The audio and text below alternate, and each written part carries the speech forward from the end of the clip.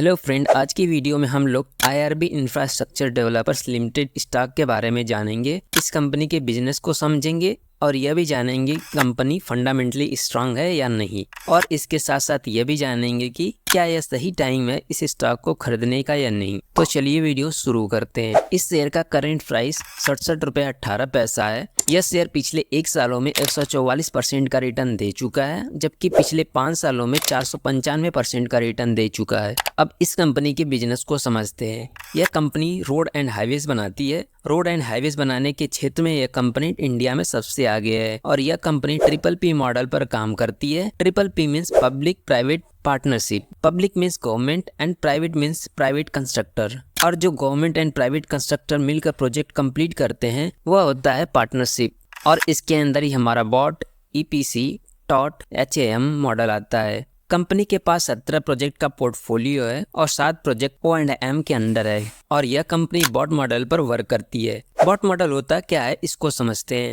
BOT का full form होता है बिल्ड ऑपरेट ट्रांसफर। इसमें क्या होता है कि गवर्नमेंट के पास उतना सारा पैसा नहीं होता है कि वह एक साथ 10-15 हाईवेज बनवा पाए। इसके लिए गवर्नमेंट क्या करती है कि अलग अलग प्राइवेट कंस्ट्रक्टर को बोल देती है कि आप अपने फाइनेंस पर पूरा प्रोजेक्ट कंप्लीट कीजिए, और जो प्रोजेक्ट कास्ट होगा वह एक टाइम पीरियड 5 या 10 साल में आपको मिल जाएगा। तब प्राइवेट कंस्ट्रक्टर क्या करते हैं कि प्रोजेक्ट यानी रोड को बना करके, और जब तक प्रोजेक्ट कास्ट यानी रोड को बनाने में जो खर्चा हुआ है वह गवर्नमेंट से नहीं मिल जाता है, तब तक प्राइवेट कंस्ट्रक्टर ही ऑपरेट करते हैं और प्राइवेट कंस्ट्रक्टर ही टोल टैक्स से रेवेन्यू बनाते हैं। और जब गवर्नमेंट से उनको प्रोजेक्ट कास्ट मिल जाता है तो वह गवर्नमेंट को ट्रांसफर कर देते हैं, और यही है हमारा BOT मॉडल। और इस कंपनी का बिजनेस BOT मॉडल के अलावा TOT एंड HAM मॉडल पर भी चलता है। TOT मॉडल क्या होता है इसको समझते हैं। TOT का फुल फॉर्म होता है टोल ऑपरेट ट्रांसफर। इसमें क्या होता है कि प्राइवेट कंस्ट्रक्टर प्रोजेक्ट कास्ट यानी रोड को बनाने में जो खर्चा लगा है वह टोल को ऑपरेट यानी टोल टैक्स से निकालते हैं, और फिर जब प्रोजेक्ट कास्ट यानी रोड बनाने में जो खर्चा लगा है वह निकल जाता है तो गवर्नमेंट को ओनरशिप सौंप देते हैं। अब देखते हैं कि कंपनी कौन से बिजनेस से कितना इनकम बनाती है। तो यहाँ पर देख सकते हो कि कंपनी 34.4% इनकम टोल कलेक्शन से बनाती है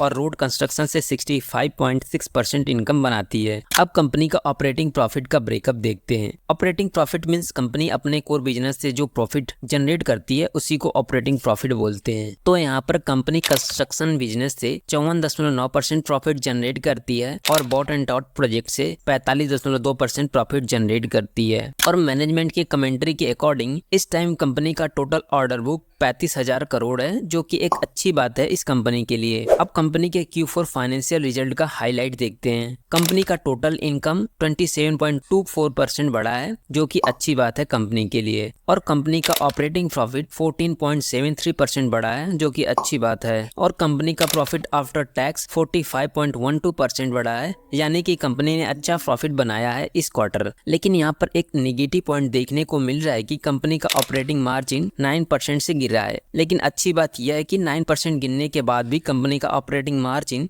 29.87% है। अगर किसी कंपनी का ऑपरेटिंग मार्जिन 10 से 20% है तो उसे अच्छा माना जाता है। अभी हम लोगों ने कंपनी के बिजनेस और फाइनेंशियल रिजल्ट को देखा। हमने यह जाना कि कंपनी का बिजनेस अच्छा है और आने वाले टाइम में कंपनी के बिजनेस में और भी ग्रोथ देखने को मिलेगा, और इसका फाइनेंशियल रिजल्ट भी बहुत शानदार रहा है। अब यह देखते हैं कि कंपनी फंडामेंटली कितना स्ट्रांग है। इसका डेब्ट टू इक्विटी रेशियो 1.36 है, यानी कि कंपनी पर कर्ज अधिक देखने को मिल रहा है। अगर किसी कंपनी का डेब्ट टू इक्विटी रेशियो 1 से अधिक है तो उस कंपनी पर ज्यादा कर्ज है as compare to the asset. और कंपनी के शेयर होल्डिंग पैटर्न की बात करें तो प्रमोटर 34.39% है और FI यानी फॉरेन इंस्टीट्यूशनल इन्वेस्टर 47.21% है और DI यानी डोमेस्टिक इंस्टीट्यूशनल इन्वेस्टर 7.8% है। यहाँ पर एक निगेटिव पॉइंट है कि प्रमोटर होल्डिंग की प्लेजिंग हो रखी है, यानी प्रमोटर के शेयर गिरवी पर रखे गए हैं। तो अभी हमने कंपनी का फंडामेंटल को देखा। अगर कंपनी अपने डेब्ट टू इक्विटी रेशियो को 1 से कम कर ले और प्रमोटर प्लेजिंग परसेंट को 0 कर ले तो आने वाले टाइम में और ग्रोथ देखने को मिल सकता है। अब हम लोग यह जानेंगे कि क्या यह सही टाइम है इस स्टॉक को खरीदने का या नहीं। कंपनी का PE रेशियो 67.14 है, जो कि इंडस्ट्री PE 36.23 से अधिक है, यानी कि शेयर अभी ओवर वैल्यूड है। और कंपनी का PB रेशियो भी 2.95 है। यही अगर PB रेशियो 2 से कम हो जाए तो इस स्टॉक में इंटर करने का सही टाइम रहता। लेकिन अगर आप लंबे समय के लिए इस शेयर को खरीदना चाहते हैं तो यहाँ पर शेयर खरीद सकते सकते हो, लेकिन अगर थोड़े दिन के लिए इस शेयर में इन्वेस्ट करना चाहते हो तो लॉस देखने को मिल सकता है। अगर वीडियो अच्छी लगी हो तो चैनल को सब्सक्राइब कर लेना।